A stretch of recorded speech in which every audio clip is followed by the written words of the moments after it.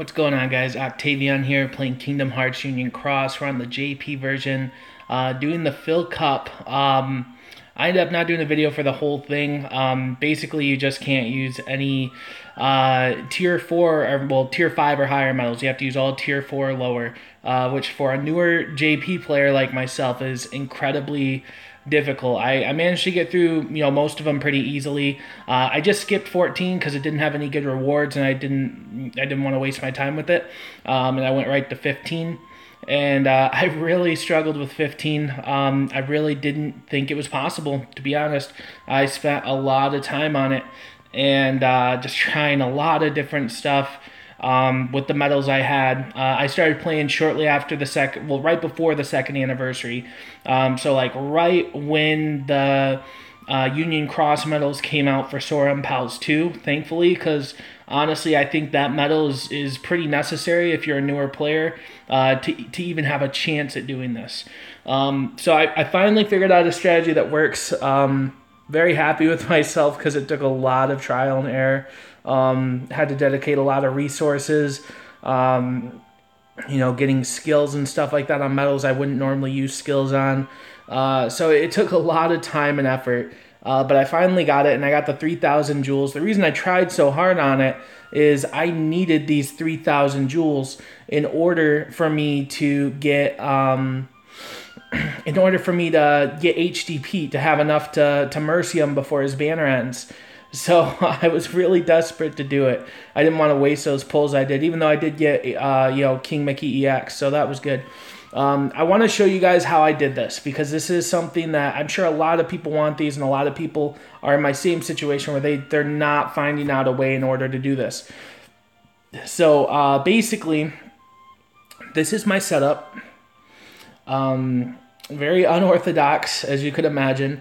But basically, what we're doing is we're lowering the strength by 3, essentially. Lady Tremaine works for 2 turns. So it lowers it for 1 for 2 turns. So from the second turn onward, it's 2 down, essentially. And then this Jasmine lowers 1. There's Flotsam and Jetsam. There's a bunch of them that do the same thing. I have Iago for Gauge Restore, which isn't 100% necessary, but I used it to play it safe. You could definitely do it without Iago, but it helps. It helps with consistency.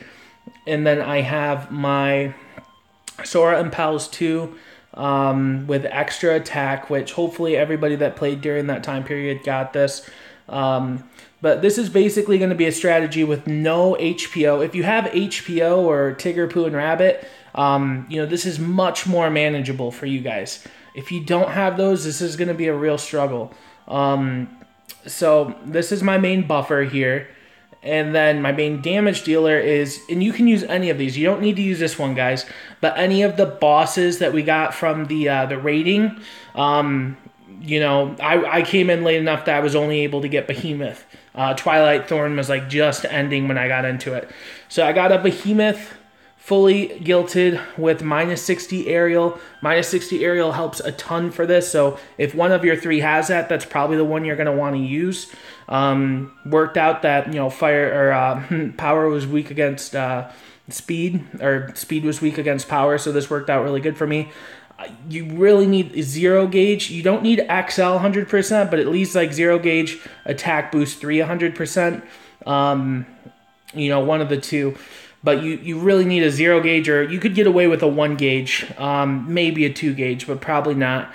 And then I have Vexen B, which is nice because it does speed defense up by 1 for 4 turns. So as long as you can make it through 4 turns, you have an extra 3 speed defense. So that helps a lot. You just got to make it through those 4 turns, which can be a little difficult. It's also only 1 gauge cost, which is awesome. I have an XL2 100% on here because he actually is a decent damage dealer. But yeah, that's my setup, guys. It definitely requires some RNG.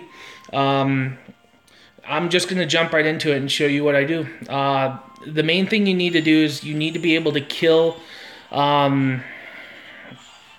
So you want to kill the floaty ball things. I don't know their specific name. but you want to kill them within the first turn if you can. Second turn's okay. Basically, you need both the enemies besides the bats dead by the end of the second turn. That's basically what you need to do. It's nice if you can kill the balls on the first turn because of the fact that they will poison you, which will waste one of your, if your pet level is high enough to have Asuna, which probably is, it'll waste your Asuna, which you would like to have for later on in the run if you get desperate. Also, at pet level 5 is, I'd say, almost a must to have that extra second chance. Without that, this is going to be really hard. Alright, so let's just show you how to do it for first turn. Go ahead and pop Lady Tremaine. And then you don't need to pop Jasmine because you are going to die this first turn every single time. So no point in wasting the gauges. And then try and use your stuff on the ball while he's there because he doesn't have a counter. A little bit of RNG required here. And then I'm going to go ahead and use this on these guys to take them out. Or actually, I didn't kill them. They have a... Oh my goodness, they have like no health left. Well, this should kill them then.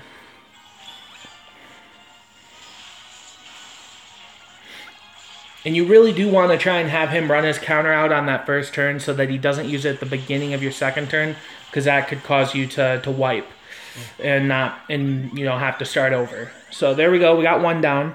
Pop Lady Tremaine again. This time we are going to use Jasmine because we're going to need to try and survive this round.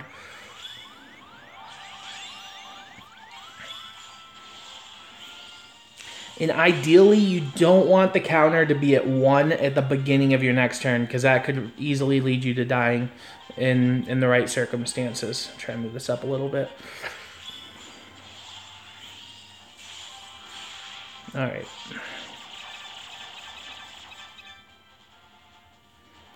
So I'm going to go ahead and pop this to kill him.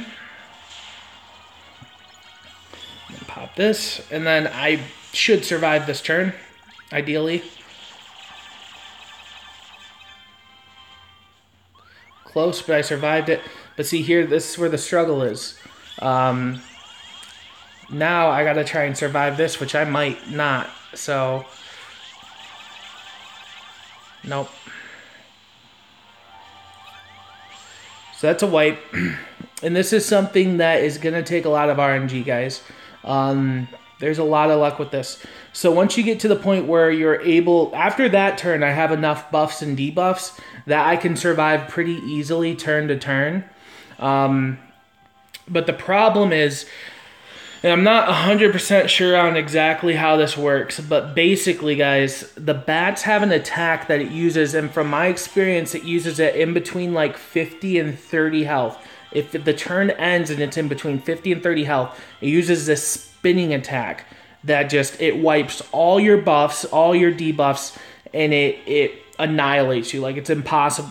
You can tank it. I did tank it one time, but the fact that it wipes all your buffs and debuffs makes it to where surviving again is like impossible.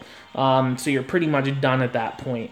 So what you want to do is you want to try and ideally, and what I did on my run that I beat it on, is you really want to try to get it like around like 60 at the end of one turn so it doesn't do that attack. And then at the next turn, get it down below the 30 mark so then it won't do that attack again, and then you can kill it the following turn. That's how I did it. I didn't even know that was something that could happen. I thought that super strong attack it was going to do every time. So I thought I was done. There was nothing I could do about it. But it actually worked out.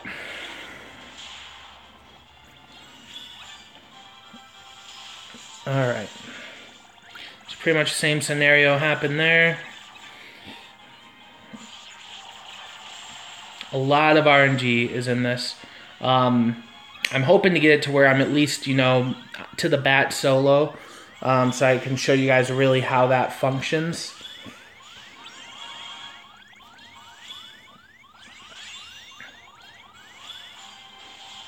And I want to show you the attack I'm talking about too.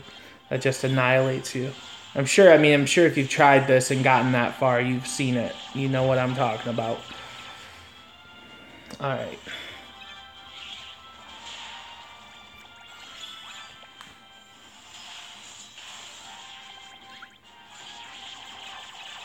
Man. I'm in like the exact same situation I was last turn. Just bad RNG. It comes down to where those random hits land, guys. And if you have bad RNG on where they land, it can really screw you. We'll see if I survive. Oh man, I was so close. Wait, I have 2 HP. Oh my lord. I've never had that little HP before. That's incredible. Alright, well, I should be able to make it now.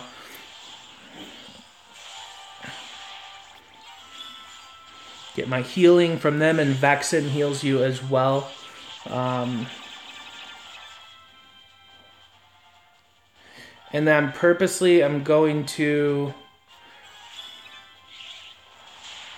pop this so that I don't start out getting attacked on the following turn.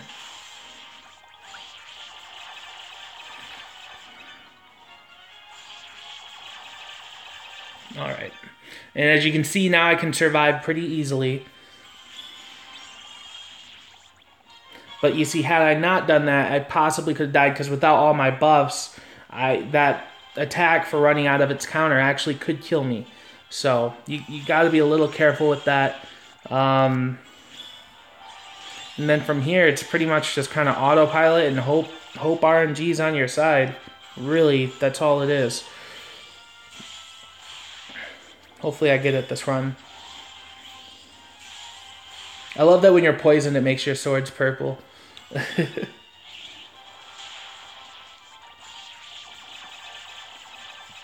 Alright. We're on a pretty good rotation right now.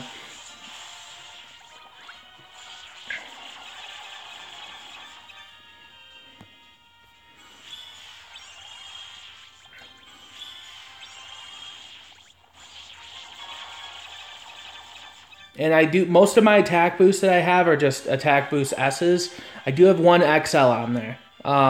You might be able to get away without it, but I did it just to be safe because I really thought I would need it to get past that one that one attack that just obliterates you. I'm coming up on it, so there's a good chance I might hit it after this attack phase right here.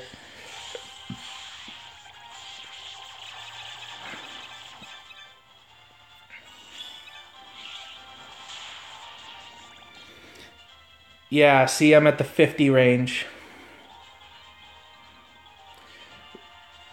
Oh, man, guys, this is hard. Because I think if I swipe here, you'll see the attack at least where he just destroys me. Oh, he didn't use it. Okay, so this is the perfect setup, guys. So I'm just above the threshold. It's got to be right around like 45 bars or something. Because if you just tick them down slowly, it's going to annihilate you because you can't clear that many bars at once. You got to be doing a lot of damage. That's why having that single target powerful metal helps so much. Let's see if I survive this.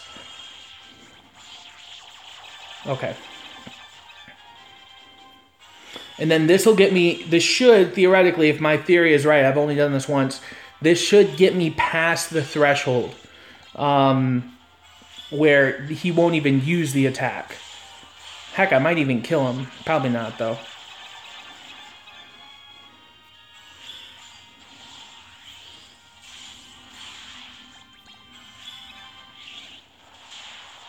Ooh, man, really close to killing him.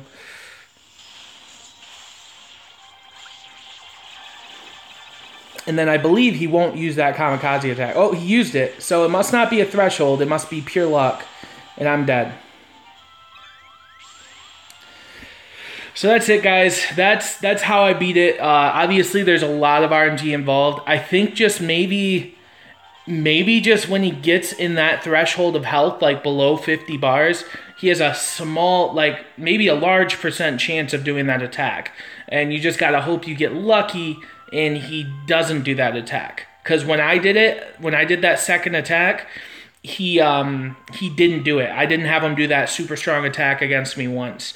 And if you get lucky with your XLs proccing, you can survive that attack.